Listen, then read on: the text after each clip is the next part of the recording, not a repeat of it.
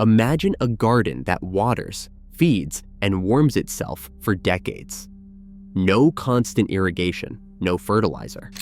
This self-sufficient system once delivered harvests in places nobody expected. But then, it quietly vanished as modern farming chased scale and control. If something so resilient existed, why did agriculture turn its back? To understand why the garden that doesn't need you became a threat to the status quo, we need to see what happens when one stubborn farmer revives it, and what that revival reveals about everything industrial agriculture tries to ignore. Soil, at first glance, looks like a passive backdrop, just dirt holding up plants. But beneath our feet, there is a difference that shapes everything a garden can or cannot do on its own. In most modern fields, the soil is dominated by passive organic matter. This stable, dark humus can linger for decades and even centuries. It stores carbon and holds some nutrients, but it does not feed crops in real time or fuel the living engine of a healthy garden. To keep crops growing in this kind of soil, farmers have to step in, add fertilizer, pour on water, and constantly intervene. Active soil is something else entirely. Here, organic matter is in motion, fresh leaves, roots, and microbial life cycling through the ground in a matter of months or a few short years. This active fraction is like the bloodstream of a garden. It is where microbes break down new material, releasing nutrients just when plants need them most. The energy from this turnover keeps the soil loose, helps it hold water, and builds the crumbly structure that roots love.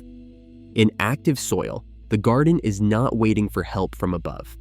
It feeds itself, stores moisture, and quietly repairs its own structure day after day. Buried wood systems, whether raised into mounds or hidden beneath the surface, are designed to tip the balance toward active soil.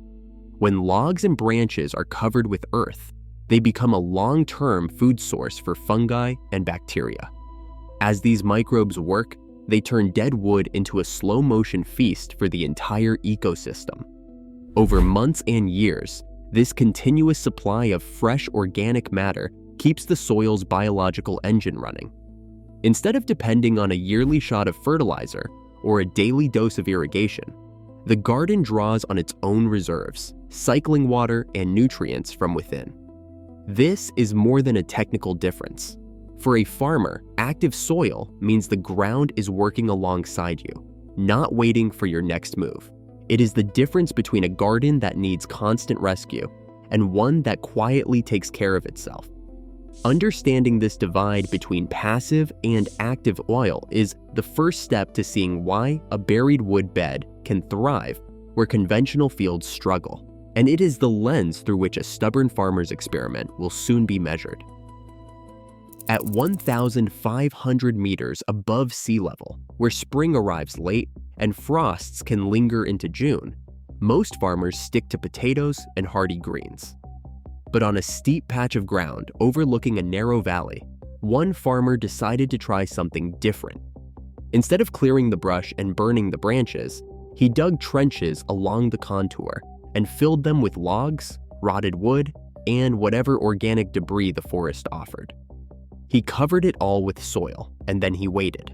Neighbors watched with a mix of curiosity and skepticism. The local extension agent raised an eyebrow when he saw the uneven beds.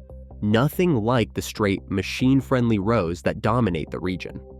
A few months later, a letter arrived from the district office, warning that the earthworks might violate local codes on slope stability and drainage. The notice, stamped and numbered, sat on the kitchen table for weeks as the farmer weighed his options. He decided to respond with data, not just words. That first summer, while the valley below baked under a dry spell, his beds held on to moisture. Where others ran hoses day after day, he found the soil beneath his young plants still damp, even after 2 weeks without rain. The real surprise came at harvest. Against all expectation, sweet cherries, usually a gamble at this altitude, ripened in clusters with skin unblemished by late frost. The farmer picked crates of fruit from trees that on neighboring plots barely survived the cold. When he measured his yields, the numbers told their own story. Compared to the flat, conventionally managed field next door, his buried wood beds produced nearly a fifth more marketable produce that season. The extension agent returned, skeptical but curious. He prodded the soil, checked the roots, and reviewed the harvest logs. The regulator's concerns about runoff and erosion faded when he saw the thick ground cover and deep-rooted perennials anchoring the mound. Still, the paperwork lingered, because rules are slow to change even when the evidence is right in front of you. The nailbeer who had once called the project a waste of time now stopped by to ask about the method. He had lost half his cherry crop to frost, while the farmer on the mound had baskets to spare. In a valley shaped by hard winters and harder habits, one experiment had quietly rewritten what seemed possible. A hydrologist steps into the field with a pair of moisture probes and a simple checklist. The test is straightforward. Insert one probe at 10 centimeters, another at 30 centimeters, and compare the readings between a buried wood bed and a neighboring flat plot. On the surface, the beds look similar, lush with growth, soil dark and loose, but the numbers tell a different story. Decayed wood beneath the mound acts as a hidden reservoir, able to hold 150 to 250% of its own dry weight in water. That is not theory. It is standard in forest hydrology, where a rotten log can weigh 2 or 3 times more when saturated after a rain. The hydrologist checks the logbook and starts the timer. For the next 12 days, no irrigation is allowed. The valley enters a dry stretch, sun beating down, wind drawing moisture from every exposed surface. In the flatbed, soil moisture at 10 centimeters drops steadily, slipping below the threshold where roots begin to stress by day 5. At 30 centimeters, the decline is slower, but by day 8, readings fall into the caution zone.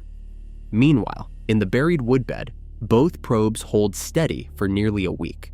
Even after 12 days, the deeper probe still records enough moisture for healthy root growth. A graph overlays the data, 2 lines diverging, one plunging, the other gliding down in a gentle arc.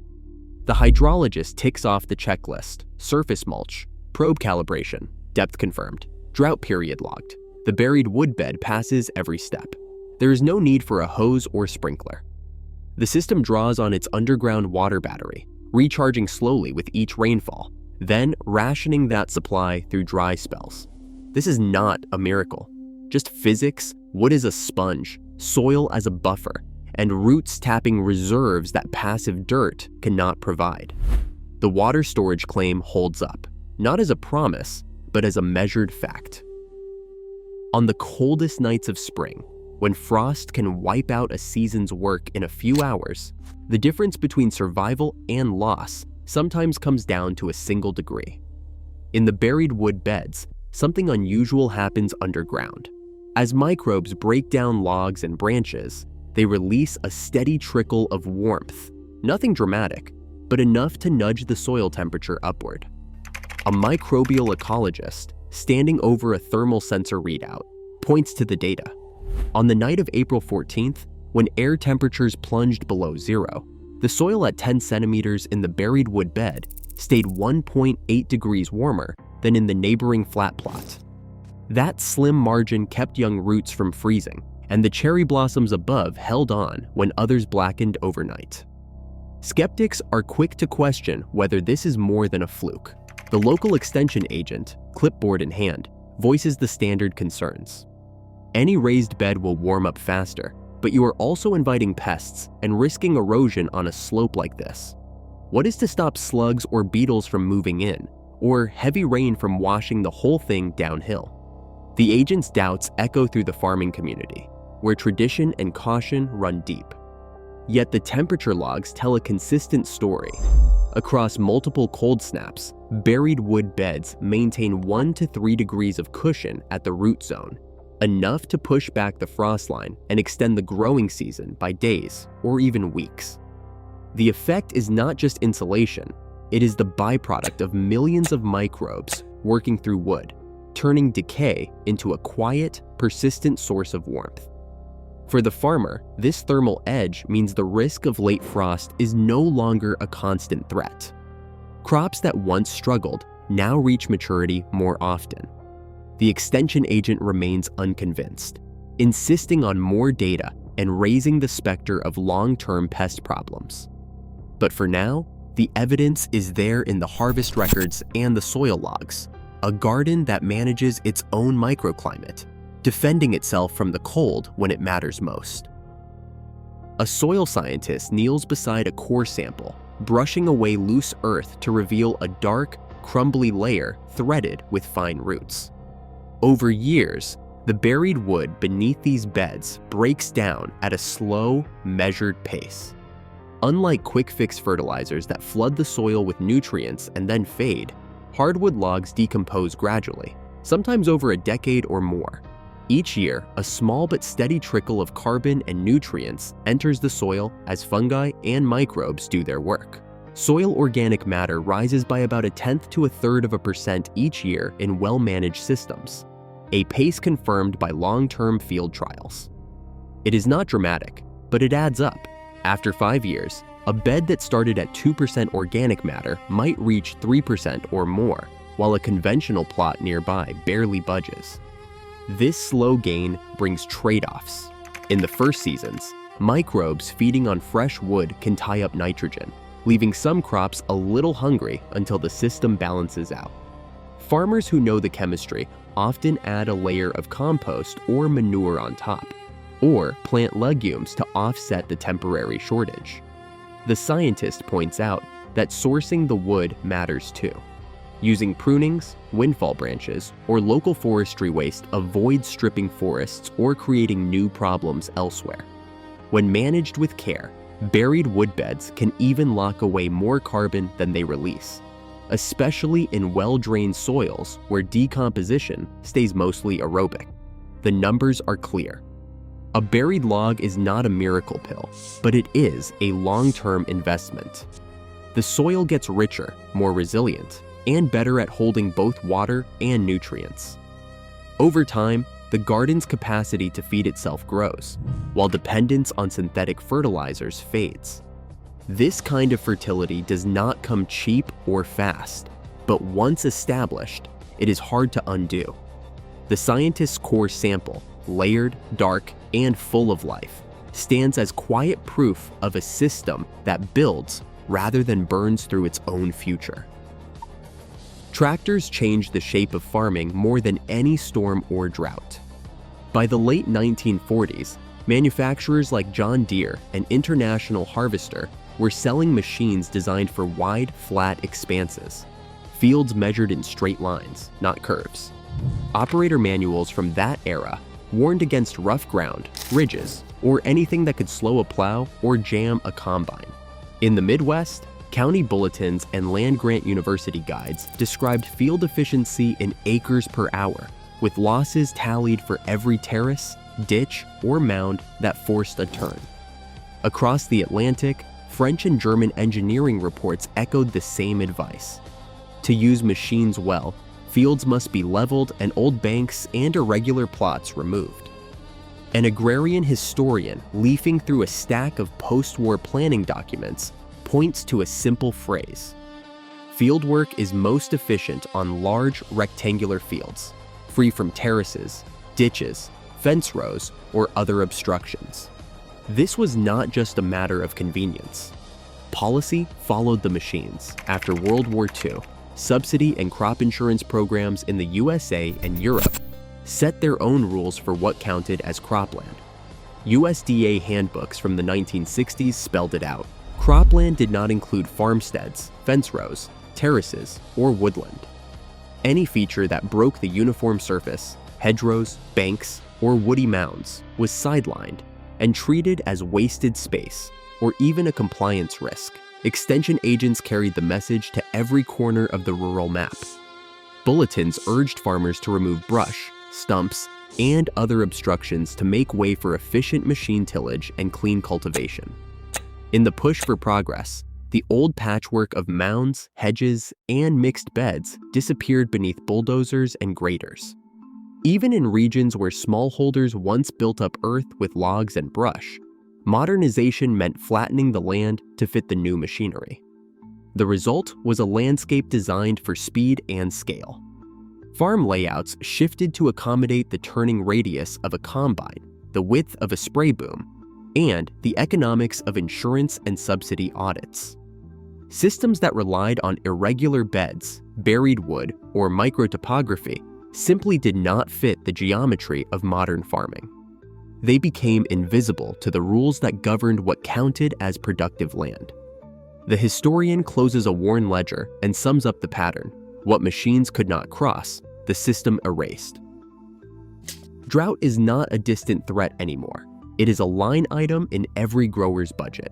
In vineyards from California to southern Spain, the cost of keeping vines alive has doubled in a decade, mostly because water is no longer cheap or easy to come by. Some growers have started digging trenches between the rows, filling them with prunings and old branches, then burying the lot beneath the soil. It is a simple upgrade, no new machinery, just a shift in what counts as waste and what counts as insurance. The results are measured in liters, not just hope. In side-by-side trials, vineyards using deep woody mulch or buried organic trenches have cut their irrigation by about 1/3, sometimes even more, without losing yield. That is not a theory. It is logged in farm records and extension reports. A grower tracking water bills over 3 years saw usage drop by 30 to 50% after switching to these systems, even through 2 record dry summers. Economics are straightforward. The upfront cost, trenching, hauling wood, a few days of labor, typically lands somewhere between 3 and 7 years of water savings, depending on local prices and how much wood is on hand. After the payback, the bed keeps working. The buried wood acts as a slow-release reservoir, buffering vines through dry spells and reducing the need for emergency irrigation. Fertilizer bills shrink too, as the decomposing wood feeds the soil year after year. For some, the biggest return is not on paper. It is the peace of mind that comes from knowing a single missed irrigation will not wipe out the crop. Trial protocols are catching up. Extension agents now recommend simple side-by-side tests, one row with buried wood and one without, same crop and same schedule. Moisture probes, harvest logs, and water meters do the rest. The numbers tend to be clear, less water in, same or better fruit out. In a world where every drop and every dollar counts, this kind of resilience is more than a curiosity. It is a practical answer to a problem that is not going away. For growers facing rising costs and tighter margins, the logic is shifting. Build a system that works with the land, and the land starts working for you.